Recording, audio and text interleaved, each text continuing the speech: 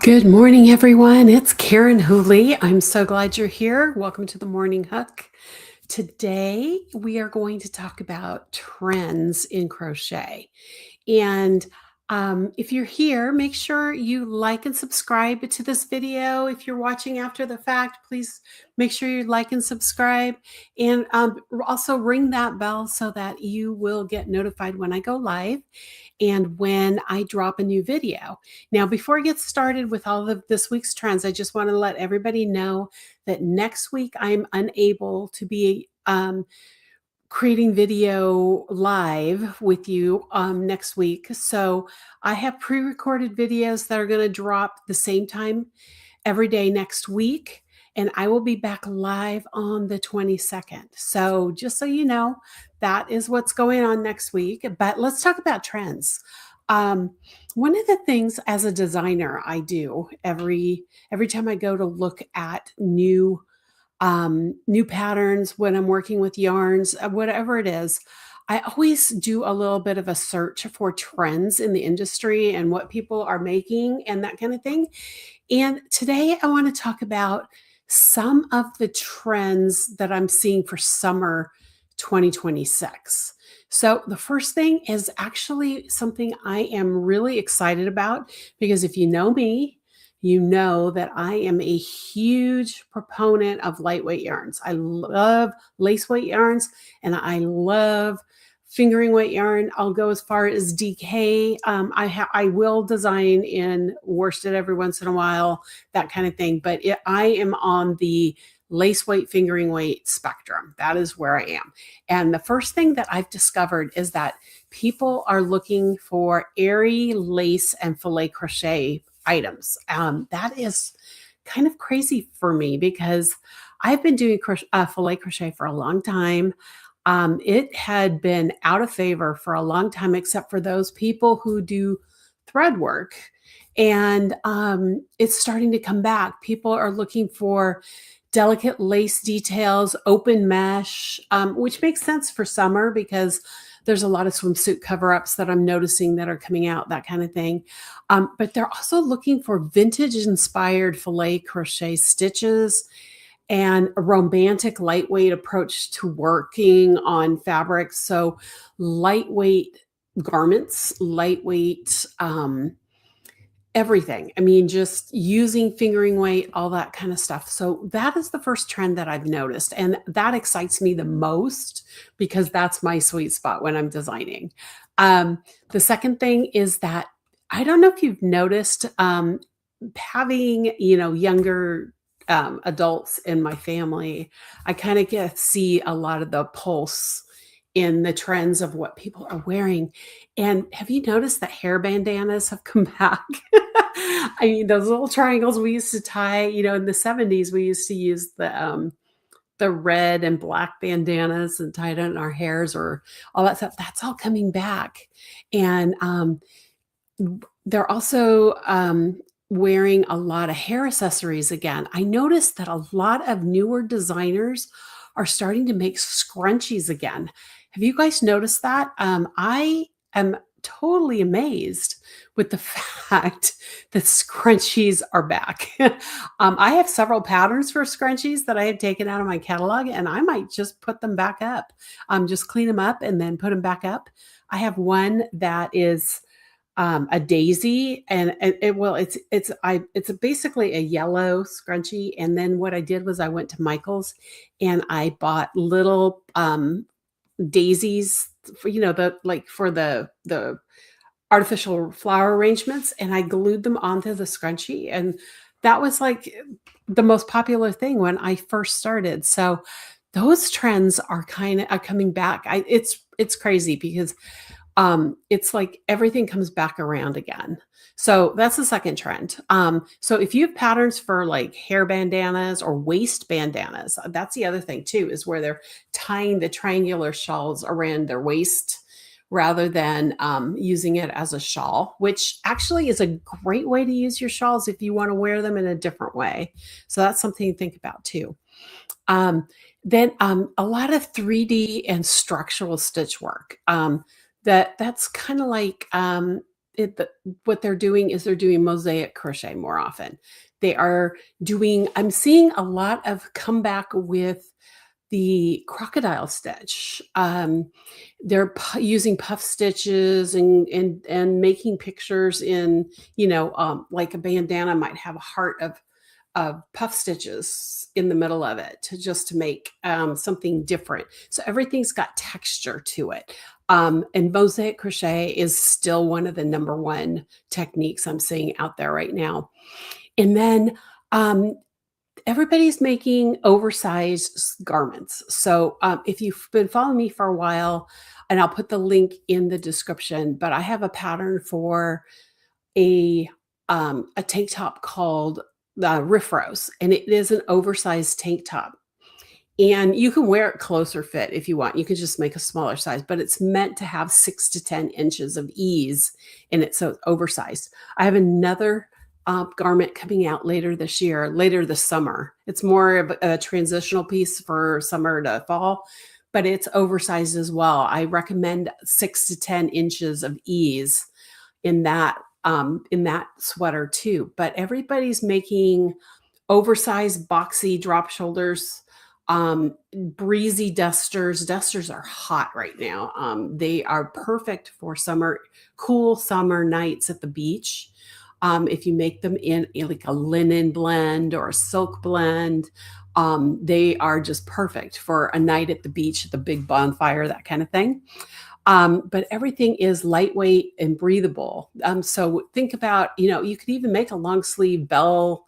I noticed bell sleeves are coming back, a long sleeve shirt that you can wear to throw over anything, but it's got to be in a lightweight yarn like lace. I'm a big fan of linen and silk for summer. So those are kind of things that you're going to see.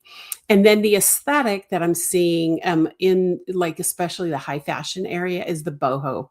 And it just seems like every summer there's this whole community that goes to the boho the side of things with a lot of tank tops that are midriff revealing with fringe coming down and tote bags and purses that are full of fringe and that kind of thing. There is that boho aesthetic. I can't say that word today. Aesthetic that everybody's wearing this summer again. It seems like they're putting, headbands on their forehead, kind of the 60s look, but more upscale with better yarns and lighter weight yarns and things like that. Okay, so let's talk about the color palettes that are coming in. And these color palettes are, I think, kind of amazing because they're kind of in my wheelhouse this year. So the trending color palettes right now are the deep ocean-inspired colors. So the blues, the teals, the coastal confidence. And if you know me, I love the beach, but the rocky coast with the browns and the big rocks and the violent crashing waves and all of that, that's my aesthetic. And that seems to be what's coming back as far as colors. And on top of the blues is also that earthy contrast, which is the browns and the golds and the copper and all of that. And that's kind of my aesthetic. So it seems like the summer of 2026 is the tide's turning towards the lightweight yarns, which I am at. That's where I am the sweet spot, and the colors that I love. I mean, if you have been following me for any time and know my book Coastal Crochet, you'll know that those colors, those weights of yarn, the yarns I've talked about with the silks and the linens and all that, that's all in that book. So it feels like I should promote that book this year. Anyway, and then as far as the culture of crochet, we're still in this mixture of sustainable yarns, making sure that when you make yourself a garment or a shawl or an accessory, that it's a staple of your wardrobe rather than trendy. So it seems like everybody's making classics, I guess, is the best way to put it. A classic sweater that you can wear for years to come as long as you take care of it and you make it with quality yarn.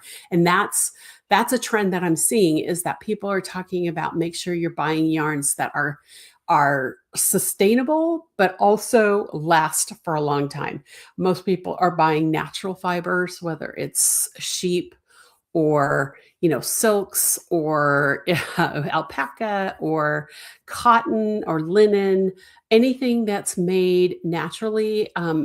Acrylics are still out there and people are using them for kids things and stuff like that, but it seems like acrylic, even in the box store yarns, there's a lot of wool blends now. So it's acrylic and wool, or they use acrylic in a smaller percentage just to give it the stability that acrylic brings. But we're going toward natural fibers. So that's kind of what continuing this summer with all of the sustainability thing. And then a lot of people are talking about, rather than making projects for Christmas and starting early this year, we're noticing that a lot of people are slowing down and saying, hey, I haven't made something for myself in a long time. In fact, I'm one of those people. I'm making a blanket for myself right now out of fingering weight yarn. It's merino the merino nylon mix that I've shown you from um, Twisted Ambitions. I showed it to you on Wednesday. That's for me. I am making that for me. And a lot of people are saying, hey, I want a garment. And the Riff Rose tank top that I was talking about earlier, and the sweater that's coming out next, it's going to be coming out in August, I believe.